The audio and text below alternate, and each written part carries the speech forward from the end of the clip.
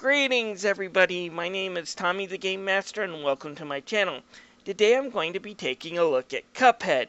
What can I say, the game is the most beautiful and charming game I have ever felt the need to completely rip a new one to. Okay, so it's not the worst or even the most frustrating game I've had to play this year.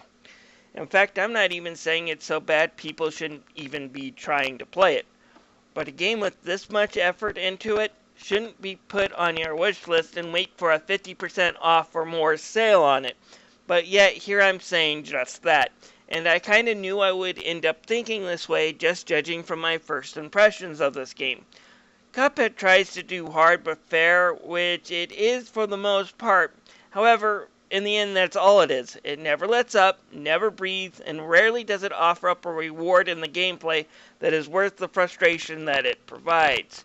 To Cuphead's credit, I made it further than I thought I would, about 3/4 of the game. Heck, I wasn't even expecting half, depending on my initial judgments on my first playthrough. But I still hit a point where I just couldn't take it anymore and just got frustrated and quit. The story opens up with Cuphead and his pal Mugman ignoring Elder Kettle's advice and venturing over the wrong side of the tracks and finding the Devil's Casino. There, the devil tricks them into betting their souls on a game of crabs. They lose the game, but the devil makes them a deal. If they can get all the people who owe him their souls, he might let them go. So Cuphead and Mugman set out to find all the deadbeat debtors and beat them in battle. And unfortunately for them, the devil doesn't give them a flaming skull, a cool motorbike, and a lethal chain. So yeah, they definitely got ripped off in this deal. Yeah, you probably heard that the gameplay in Cuphead is hard, and that is not a joke. The gameplay throws everything but the kitchen sink at you from the beginning, and that's probably my #1 problem with the game, is its challenge.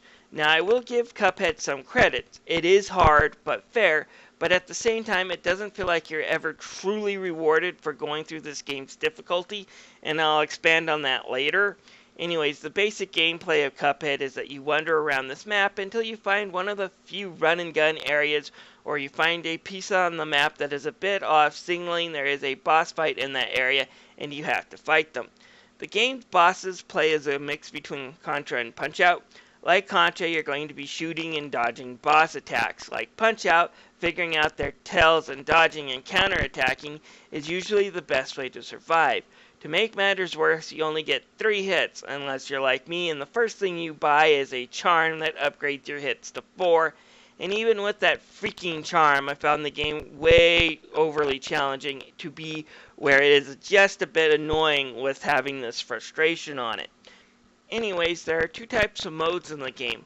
First are these run and gun sequences that are the only areas where you can find coins to buy and equip new add-ons to power up Cuphead. These run and gun areas are hard, and you can only get coins you need to buy things in these stages, and you only get them if you complete them. Otherwise, you have to go back and get them in again, and yes, they're usually in areas where you risk taking a hit to try to grab one. One of my complaints is A, there's not enough of these stages, and they are pretty fun stages, even if they are like the boss battles, they're way over the top hard. Fortunately, the designers kept them a short, and a successful run through these stages takes less than 2 minutes, even if it might take a half an hour, because you're going to end up dying about 20 times to get through them. And there are some really fun ideas behind some of these stages, so I did enjoy the run and gun sections. Now for the bosses, yeah, I'll admit there's some fun behind a lot of the bosses I fought. The 30s cartoon vibe led to a lot of craziness, from this character here who can transform into a moon, to this sugar candy castle ruled by a mad queen, and blow me down! That's Bluto from Popeye.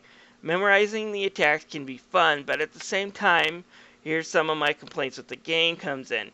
It can take dozens of times to beat these bosses, and while some people say it feels like it's an accomplishment to beat these bosses, I say different.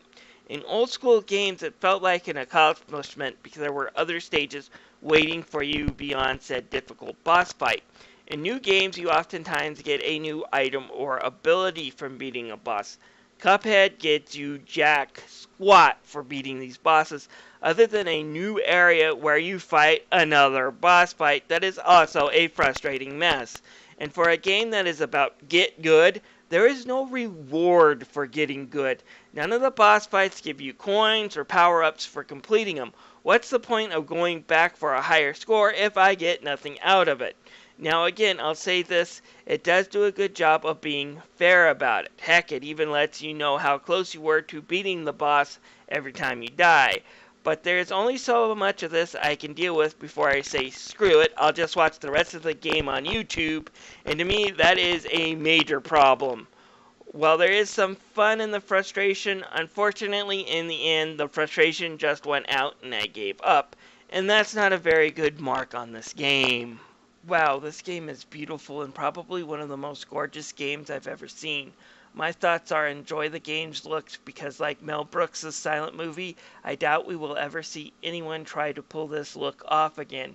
It looks like a 1930s cartoons from the washed out colors to even having a filter that looks like it's got scratches on the film.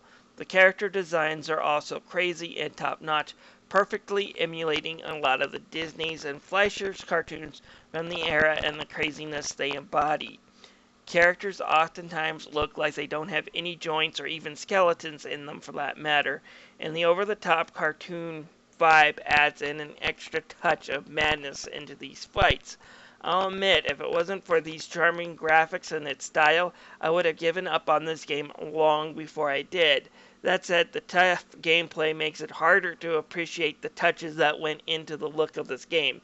Like, for example, that the tower in the background looks like a tower you would see from a 1930s cartoons, but it's actually a 3D model that spins around as you fight, which is a clever little touch, used by combining the look of the 30s with modern technology, but you're too busy dodging the craziness from this boss to really appreciate it. The music tracks are also excellent with a lot of piano or jazz riffs going on that also fit the cartoons of the 1930s. They're really catchy and they're fun to listen to, which is good because you're going to be hearing them repeat a lot. The sound effects for the guns are also kind of cute too. In the end, it's a great soundtrack that fits in with the charming graphics.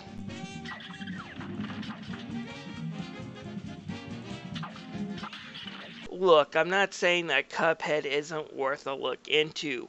I am saying, however, that Cuphead might be a good game to wait for a sale on. Its charming visuals and music unfortunately can't mask that the game rewards you very little for the frustration it puts you through. Hard but fair can only really be done in small doses. After that, it just becomes a mess. Put this one on your wish list and wait for a sale, folks. It's not worth